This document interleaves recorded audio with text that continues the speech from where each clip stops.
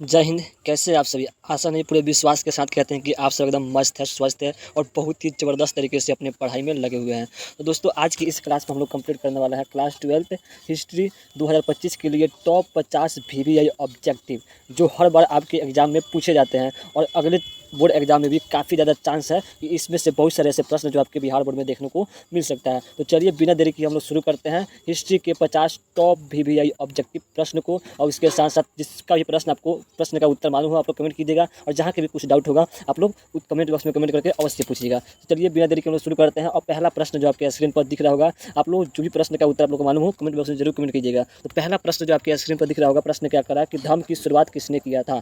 धर्म की शुरुआत जो है किसने किया था? बहुत ही मस्त एकदम वीवीआई प्रश्न है। ऑप्शन ए में है चंद्रगुप्त मौर्य, ऑप्शन बी में है विक्रमादित्य, ऑप्शन सी में है अशोक, ऑप्शन डी में है कनिष्क। तो इस प्रश्न का राइट उत्तर क्या हो जाएगा साथियों? तो इस प्रश्न का राइट उत्तर जो हो जाएगा ऑप्शन सी अशोक है। जो अशोक है उसी ने धर्म का शुरुआत किया था, जो मौर्य वंश का तीसरा शासक था। ठीक है, चलिए अगले प्रश्न की बात करते हैं। अगला प्रश्न है महावीर स्वामी। ठीक है, दोनों प्रश्न है महावीर ने, अर्थात इनका पूरा नाम महावीर स्वामी है, पार्श्वनाथ ने पार्श्वनाथ के सिद्धांत में नया सिद्धांत कौन सा जोड़ा था? महावीर ने पार्श्वनाथ के सिद्धांत में नया सिद्धांत कौन था? ठीक, कौन जोड़ा था? ठीक है ना, नया सिद्धांत जोड़ा था वो कौन था? अहिंसा था, या फिर ब्रह्मचर्य था, या फिर सत्य था, या फिर अपरिग्रह था? तो जो नया सिद्धांत जोड़े थे महावीर स्वामी वह था ऑप्शन बी ब्रह्मचर्य। ठीक है ना, ब्रह्मचर्य का सिद्धांत जो है महावीर स्वामी ने जोड़ा था पार्श्वनाथ के सिद्धांत में। पार्श्वनाथ ने कुल 4 सिद्धांत दिए थे, जिसमें 5वां सिद्धांत जो है महावीर स्वामी ने जोड़ा था वो था ब्रह्मचर्य। चलिए अगला प्रश्न बात करते हैं। अगला प्रश्न क्या करा कि अकबर के दरबार का प्रख्यात गायक कौन था? अकबर के दरबार में बहुत सारे गायक थे, सिंगर थे, जिनमें सबसे प्रमुख जो सबसे प्रख्यात था कौन था जी? तानसेन था, या फिर सलीम चिश्ती था, या फिर कबीर थे, या फिर अल्लाह उदल थे। ठीक है, तो इनमें से कौन थे? तो इनमें से ऑप्शन ये जो है राइट उत्तर हो जाएगा तानसेन। तानसेन जो थे वह अकबर के दरबार के प्रख्यात गायक थे। अगले प्रश्न की बात करते हैं। अगला प्रश्न है कि प्रसिद्ध ग्रंथ, ठीक है ध्यान से सुनिएगा, प्रसिद्ध ग्रंथ इंडिका की रचना किसने किया था? वेरी वेरी इंपॉर्टेंट प्रश्न है, जो हर बार आपके एग्जाम में पूछा जाता है। बहुत बार जो है प्रश्न जो है देखने को मिला है हर एग्जाम में। चलिए, तो इस प्रश्न का राइट उत्तर क्या हो जाएगा जी?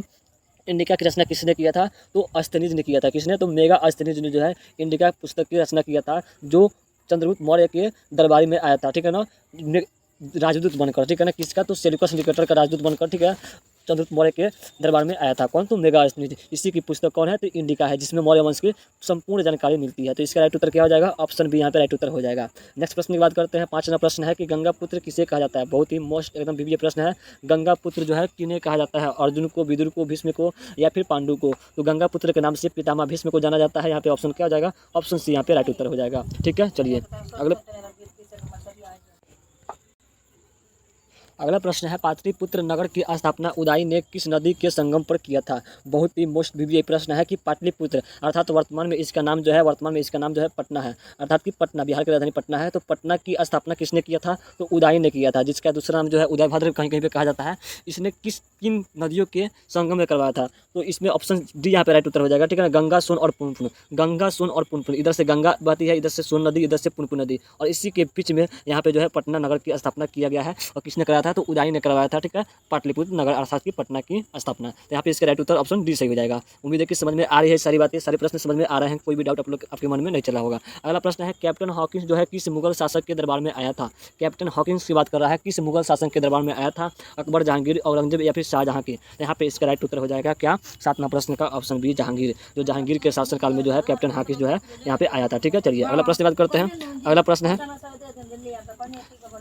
चलिए 8 नंबर प्रश्न आपके सामने दिख रहा होगा कि गुरु नानक का संबंध जो है किस धर्म से है? गुरु नानक देव जो थे उनका संबंध किस धर्म से है? सिख धर्म से, ईसाई धर्म से, यहाँ पे बहाई धर्म से, या फिर यहूदी धर्म से? तो गुरु नानक देव का जो संबंध था वह किस धर्म से था? तो सिख धर्म से था। ऑप्शन ए यहाँ पे राइट उत्तर सही हो जाएगा 8 नंबर प्रश्न का। अगला नंबर प्रश्न आपके सामने दिख रहा होगा 9 नंबर प्रश्न है सलीम चिश्ती की दरगाह जो है कहाँ पे है? वेरी वेरी इंपॉर्टेंट प्रश्न है। सलीम चिश्ती की दरगाह जो है वो कहाँ पे है? इस प्रश्न में आप लोग को काफ़ी सारा डाउट होगा। बहुत सारे बच्चों का इस प्रश्न का जो राइट उत्तर आ रहा होगा अजमेर आ रहा होगा, लेकिन यहाँ पे जो है सरासर गलत है। अजमेर इसका उत्तर नहीं होगा। यहाँ पे इसका राइट उत्तर हो जाएगा क्या? आगरा। आगरा होगा। तो कैसे बता दें आपको, यहाँ पे सलीम चिश्ती की दरगाह जो है वो आगरा में है। ऑप्शन ए यहाँ पे राइट उत्तर हो जाएगा। वहीं आपसे प्रश्न पूछता है ख्वाजा मोइनुद्दीन चिश्ती, ध्यान से सुनिएगा नाम, ख्वाजा मोइनुद्दीन चिश्ती की दरगाह पूछता तो अब जाके अजमेर होता, लेकिन यहाँ पे क्या पूछा है? तो यहाँ पे पूछा है कि सलीम चिश्ती की दरगाह। यहाँ पे इसका राइट उत्तर क्या होगा? आगरा होगा। आप लोग कंठस्थ रूप से अच्छे से याद कर लीजिए। अगला प्रश्न है 10वां प्रश्न है फतेहपुर सीकरी को राजधानी किसने बनाया था? फतेहपुर सीकरी को राजधानी किसने बनाया था? अकबर, जहांगीर, शाहजहां, या फिर बाबर ने बनाया था? तो यहाँ पे इसका राइट उत्तर क्या हो जाएगा दोस्तों? तो ऑप्शन ए हो जाएगा, अकबर ने जो है फतेहपुर सीकरी को अपना राजधानी बनाया था। चलिए अगला प्रश्न है गोपुरम का संबंध किससे है? गोपुरम का संबंध गाय से है, नगर से है, व्यापार से है या फिर मंदिर से है? तो गोपुरम शब्द जो है वो बौद्ध धर्म में आया था, जिसका संबंध जो है वो मंदिर से था। किससे? तो मंदिर से था। यहाँ पे क्या हो जाएगा? ऑप्शन डी यहाँ पे राइट उत्तर सही हो जाएगा। नेक्स्ट प्रश्न आपके स्क्रीन पर दिख रहा होगा कि अमुक्त माल्यवाद किसने लिखी थी? अमुक्त माल्यवाद जो है किसने लिखी थी? हरिहर वन ने, या फिर बुक्का वन ने, या फिर देवराय ने, या फिर कृष्ण देवराय ने? तो यहाँ पे इसका राइट उत्तर क्या हो जाएगा? तो कृष्ण देवराय ने जो है अमुक्त माल्यवाद को लिखा था, जो किस वंश के जो हम्पी किया था, तो विजयनगर साम्राज्य के सबसे बलशाली जो है, सबसे बुद्धिमान जो है राजा थे कौन? तो कृष्णदेव राय। इन्हीं की पुस्तक क्या है? तो अमुक्त माल्यवाद है। चलिए नेक्स्ट प्रश्न बात करते हैं। 13 नंबर प्रश्न आपका स्क्रीन पर दिख रहा होगा। दिन ए एल आई किससे संबंधित है? हर एक प्रश्न, हर एक बच्चों के इस प्रश्न का उत्तर मालूम होना चाहिए, सभी बच्चों को। दिन ए एल आई किससे संबंधित है जी? बाबर, हुमायूं, अकबर या फिर जहांगीर? बहुत बढ़िया। अगर आप लोग का जवाब ऑप्शन सी आ रहा है तो बहुत बढ़िया, अकबर से संबंधित है। क्या? तो दिन ए एल आई अकबर से संबंधित है। अगले प्रश्न की बात करते हैं।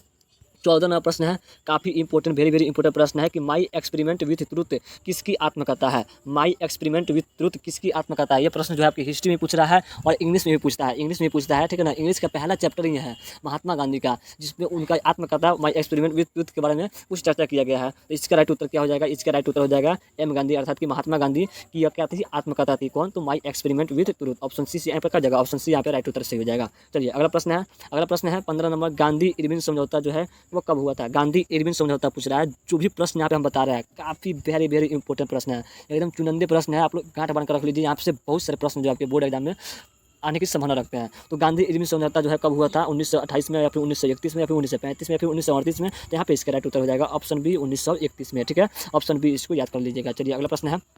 अगला प्रश्न क्या है? महात्मा गांधी द्वारा, ठीक है, महात्मा गांधी द्वारा पहला किया गया जन आंदोलन कौन था? पहला शुरू किया गया जन आंदोलन कौन था? नील आंदोलन, या फिर असहयोग आंदोलन, या फिर भारत छोड़ो आंदोलन, या फिर नमक आंदोलन? यहाँ पे पहला आंदोलन कौन सा शुरू किए थे महात्मा गांधी ने? तो आप सभी को मालूम होना चाहिए, ठीक है, कि असहयोग आंदोलन जो है वो 20 में शुरू हुआ था।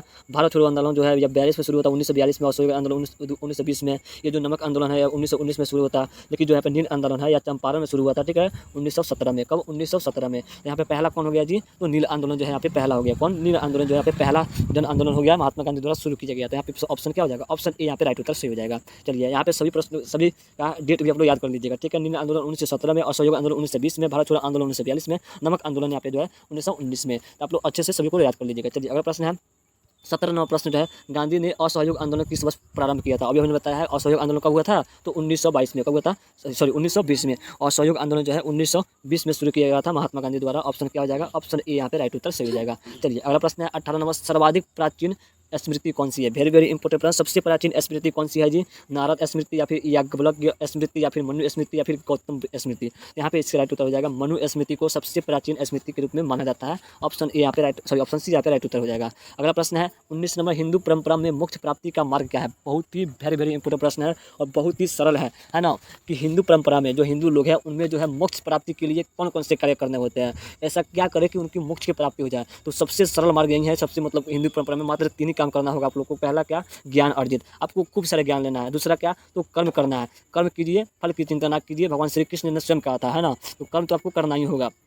कर्म कीजिए, उसके बाद ज्ञान अर्जित कीजिए और भगवान की भक्ति कीजिए। ये 3 काम कीजिए, आपको मोक्ष की प्राप्ति हो जाएगी हिंदू परंपरा के अनुसार, ठीक है। इसकी तो हिंदू परंपरा के अनुसार मात्र 3 काम करना है, ज्ञान अर्जित करना है, अपना कर्म करना है और भक्ति में लीन रहना है, आपको मोक्ष की प्राप्ति हो जाएगी, आपको भगवान से दर्शन हो जाएंगे। यहाँ पे इसका ऑप्शन क्या हो जाएगा? ऑप्शन डी यहाँ पे राइट उत्तर से हो जाएगा। चलिए अगला प्रश्न है। अगला प्रश्न है 20 प्रश्न, पुस्तक से संबंधित है। मुद्रा राक्षस किसकी रचना है? ये काफ़ी महत्वपूर्ण प्रश्न है। इससे पहले आया था पुस्तक से संबंधित जितने सारे पुस्तक जो आपको दिख रहे होंगे, जैसे कि मुद्रा राक्षस हो गया, ठीक है ना, उसके बाद इंडिका हो गया, उसके बाद अर्थशास्त्र हो गया, राजतंत्र हो गया, जितने सारे पुस्तक जो है वेरी वेरी इंपॉर्टेंट है आपके लिए। तो आप सभी पुस्तकों का नाम याद कर लीजिए और उनके लेखक जो है उनको भी अच्छे से याद कर लीजिए, क्योंकि यहाँ से जो है बहुत सारे प्रश्न जो है देखने को मिलता है पुस्तक और उनके रचयिता से। यहाँ पे मुद्रा राक्षस की रचना किसने किया था? तो मुद्रा राक्षस की रचयिता जो है वो विशाख दत्त है। किसने? कौन? तो विशाख दत्त है। यहाँ पे ऑप्शन क्या हो जाएगा? ऑप्शन बी यहाँ पे राइट उत्तर सही हो जाएगा 20 नंबर प्रश्न का, ठीक है। चलिए अगला प्रश्न की बात करते हैं हम लोग। अगला प्रश्न जो आपके सेक्शन को दिख रहा होगा, वेदों की संख्या कितनी है? वेरी इजी प्रश्न। वेदों की संख्या भाई सबको मालूम होना चाहिए। वेदों की संख्या जो है 4 है, ऋग्वेद, सामवेद, यजुर्वेद और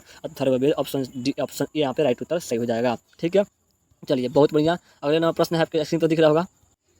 चलिए 22 नंबर प्रश्न क्या कर रहा है कि अशोक किस वंश का शासक था? शुरू में हमने बताया था, शुरू में बताया कि अशोक जो है वो मौर्य वंश के तीसरे वंशज था, ठीक है ना, तीसरा वंशज, तीसरा वंशज। तो इसका राइट उत्तर क्या हो जाएगा जी? ऑप्शन बी, मौर्य वंश के शासक थे। कौन? तो अशोक महान, ठीक है ना। ऑप्शन बी क्या आ जाएगा यहाँ पे? ऑप्शन बी यहाँ पे राइट उत्तर से हो जाएगा। नेक्स्ट प्रश्न है, राजतरंगिणी के लेखक कौन है? देखिए बहुत ऐसे प्रश्न है जो केवल लेखक और उसके पुस्तिका से संबंधित है। अभी तक हमने 3 प्रश्न यहाँ पे डाले हैं, क्योंकि पुस्तिका से संबंधित बहुत ही प्रश्न भी आते हैं। और हर साल ठीक है ना, हर एग्जाम में जो है 2 से 3 प्रश्न आपकी पुस्तिका से देखने को मिल जाएगा, पुस्तिका से आपको प्रश्न देखने को मिल जाएगा। तो यहाँ पे है राजतरंगिणी के लेखक कौन है, पतंजलि, बाणभट्ट, विशाखदत्त या फिर कलहण। तो इसका राइट उत्तर हो जाएगा ऑप्शन डी, ठीक है, ऑप्शन डी राइट उत्तर हो जाएगा कलहण, जो राजतरंगिणी के लेखक है। ठीक है, चलिए बहुत बढ़िया।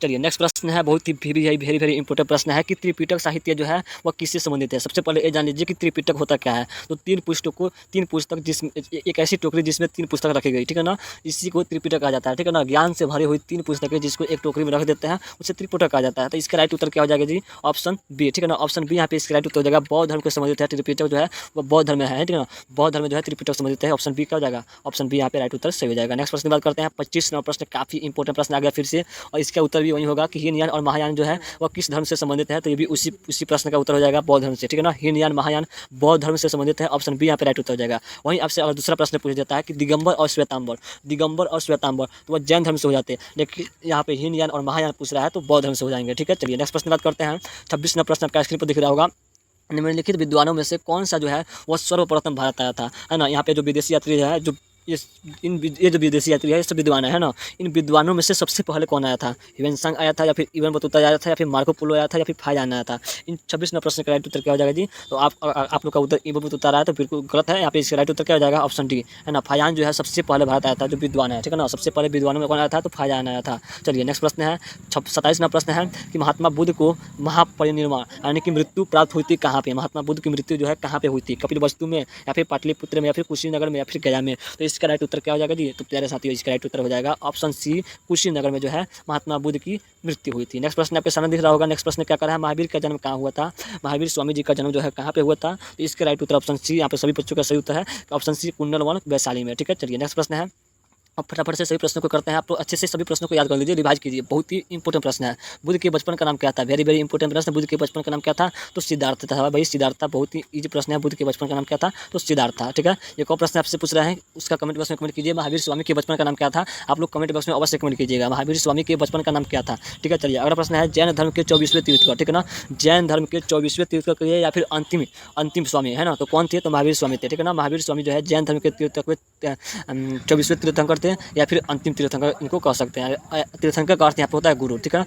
तीर्थंकर का अर्थ यहाँ पे क्या होता है, गुरु। तो जैन धर्म के अंतिम गुरु या फिर 24वें तीर्थंकर, ठीक है ना, तो महावीर स्वामी हो जाएगा। चलिए अगला प्रश्न है, किताब उल रहला, किताब उल रहला किसकी यात्रा वृत्तांत है। ये भी पुस्तक है, ये भी पुस्तक है, रहला जो पुस्तक है इस पुस्तक को किसने लिखा था। वेरी वेरी इंपॉर्टेंट प्रश्न कि रहला पुस्तक को किसने लिखा था। देखिए पुस्तक से संबंधित काफी सारे प्रश्न आ रहे हैं, तो इसका राइट उत्तर क्या हो जाएगा, ऑप्शन सी, इब्न बतूता। ठीक है ना, इब्न बतूता की पुस्तक है किताब उल रहला, कहीं कहीं पे यह रहला भी देता है। चलिए यात्रियों का राजकुमार किससे कहा जाता है, वेरी वेरी इंपॉर्टेंट प्रश्न कि यात्रियों का राजकुमार जो है किससे कहा जाता है, फाहियान को, ह्वेनसांग को या फिर अल-बरूनी को या फिर इब्न बतूता को। तो 32 नंबर प्रश्न का यहाँ पे राइट उत्तर हो जाएगा ह्वेनसांग को। ठीक है ना, ह्वेनसांग के जो है यह राजकुमार, यात्रियों का राजकुमार कहा जाता है। बहुत बार जो है ये भारत आया था, तो कौन, तो ह्वेनसांग, तो इसीलिए इसको यात्रियों का राजकुमार कहा जाता है। और फाहियान जो है सबसे पहले आया था जो विद्वान था। ठीक है ना, चलिए अगला प्रश्न है, 33वां प्रश्न है, उत्तर भारत में भक्ति आंदोलन का आरंभ किस संत ने किया था। उत्तर भारत की बात कर रहा है, तो उत्तर भारत में जो है भक्ति आंदोलन की शुरुआत करने वाले व्यक्ति जो थे वह थे रामानंद। कौन थे, रामानंद थे। ऑप्शन सी यहाँ पे राइट उत्तर सही हो जाएगा। नेक्स्ट प्रश्न है, 34वां प्रश्न है, ध्यान से सुनिएगा, जहांगीर के शासनकाल के बारे में पूछ रहा है। जहांगीर का शासनकाल कब से कब से था, 1526 से 30 तक या फिर 1530 से 56 तक या फिर 1556 से 65 तक, 1605 तक या फिर 1605 से 1627 तक। ठीक है ना, तो इसका राइट उत्तर क्या हो जाएगा जी, ऑप्शन डी, 1605 से 1627 तक, ऑप्शन डी यहाँ पे राइट उत्तर हो जाएगा जहांगीर के शासनकाल। बहुत बार यह प्रश्न पूछा हुआ है, बहुत बार प्रश्न पूछता भी है।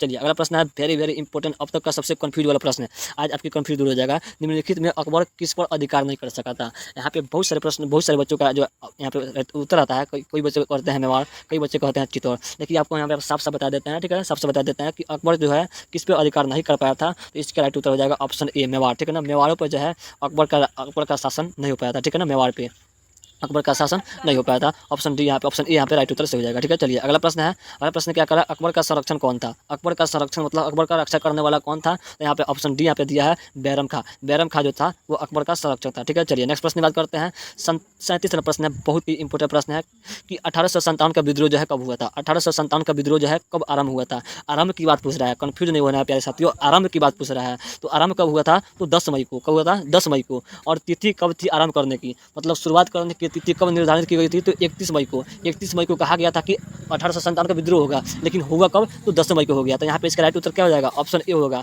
आरंभ कब हुआ? 10 मई को। और तिथि कब निर्धारित की गई थी? तो 31 मई को। ठीक है, कंफ्यूज नहीं होना है, आप लोग को अच्छे से याद कर लेना है। चलिए नेक्स्ट प्रश्न है, 38वां प्रश्न आपके सामने दिख रहा होगा। 1857 ईस्वी के विद्रोह का तत्कालीन कारण क्या था? 1857 ईस्वी में जो विद्रोह हुआ था उसका मेन कारण क्या था? रिंग फिश नीति, या फिर लैप्स का सिद्धांत, या फिर चर्बी वाले कारतूस, या फिर ईसाई धर्म का प्रचार? यहाँ पे सभी उसी के कारण है, लेकिन सबसे महत्वपूर्ण कारण क्या था कि बहुत जल्द इसको शुरुआत किया गया। तो इसका राइट उत्तर क्या हो जाएगा? चर्बी वाले कारतूस। ठीक है ना, चर्बी वाले कारतूस, ऑप्शन सी यहाँ पे राइट उत्तर हो जाएगा। चलिए 39वां प्रश्न है, काफ़ी नज़दीक आ चुके हैं आप, बस थोड़ा सा धैर्य बनाकर रखिए, बाकी सभी 50 प्रश्न का कंप्लीट हो जाएगा। 1857 के विद्रोह के समय भारत का बादशाह कौन था?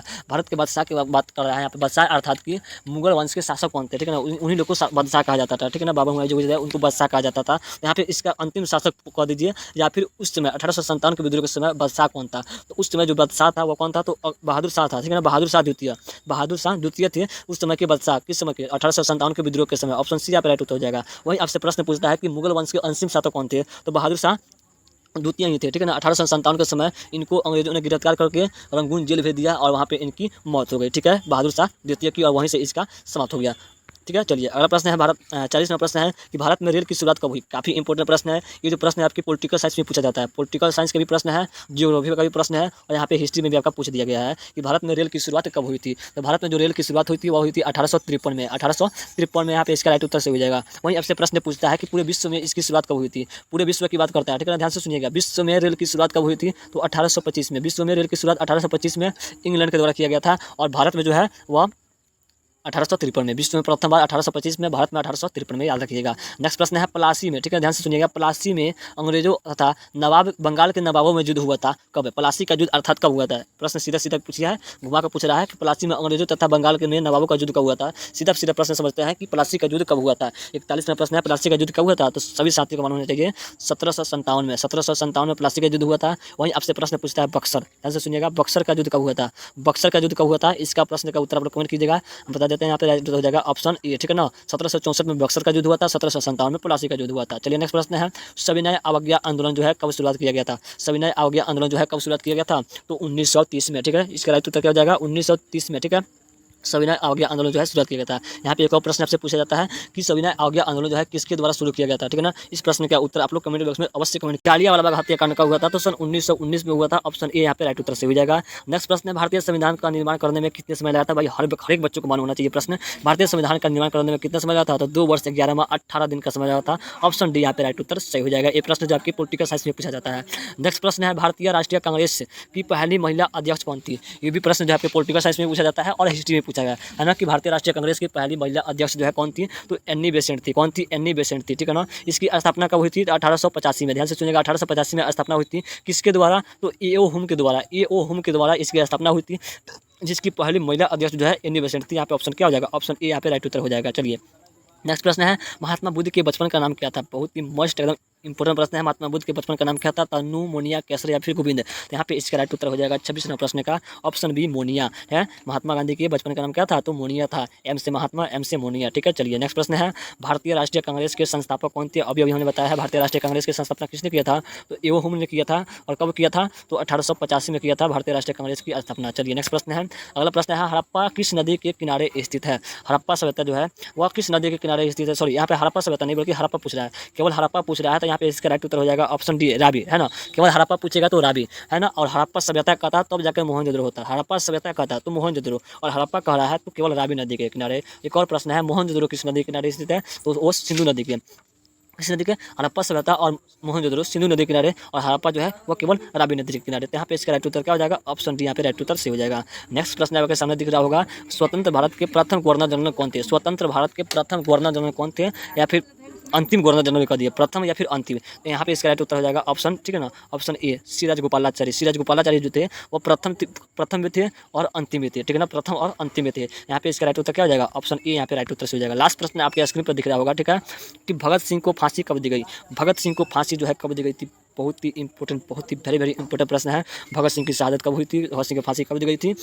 यहाँ पे इसका राइट उत्तर हो जाएगा ऑप्शन ए 23 मार्च 1931 को। 23 मार्च 1931 को ऑप्शन ए यहाँ पे राइट उत्तर से हो जाएगा। तो प्यारे साथियों, आप सभी का कुल 50 ऑब्जेक्टिव प्रश्न जो है आज कंप्लीट हुआ, जो काफ़ी VVIA प्रश्न थे, है ना। इसी तरह के करके आपको हम 5, ठीक है ना, लगभग 5 से 6 वीडियो देंगे। कितना? 5 से 6 वीडियो देंगे, जिसमें आपका लगभग 300, समझिए कि 300 आपका ऑब्जेक्टिव जो है VVI, केवल VVI ऑब्जेक्टिव की बात कर रहा है, जिसमें 300 VVI ऑब्जेक्टिव आपका कंप्लीट होगा। उसके बाद आपका टेस्ट ले लेंगे, ठीक है ना, और उसके साथ साथ इसके बाद जो है क्वेश्चन बैंक ऑब्जेक्टिव, उसके बाद मॉडल पेपर ऑब्जेक्टिव, सारे ऑब्जेक्टिव प्रश्न यहाँ पर करा दिया जाएगा। तो चैनल को आप लोग सब्सक्राइब कर लीजिए, ताकि इसका नेक्स्ट पार्ट लेकर आए 50 VVI ऑब्जेक्टिव के साथ, तो उसका नोटिफिकेशन आप तक पहुँच जाए और आप भी उस क्लास को मिस ना कर सकें। इसके साथ साथ क्लास कैसे लगी है कमेंट बॉक्स में कमेंट कीजिएगा, और वीडियो को एक बार लाइक कर दीजिए और अपने दोस्तों के पास जमकर शेयर कर दीजिए, ताकि वो भी इस VVI प्रश्नों का लाभ उठा सके और वो भी अपनी तैयारी को बेहतर कर सके। मिलते हैं नेक्स्ट क्लास में, तब तक के लिए जय हिंद।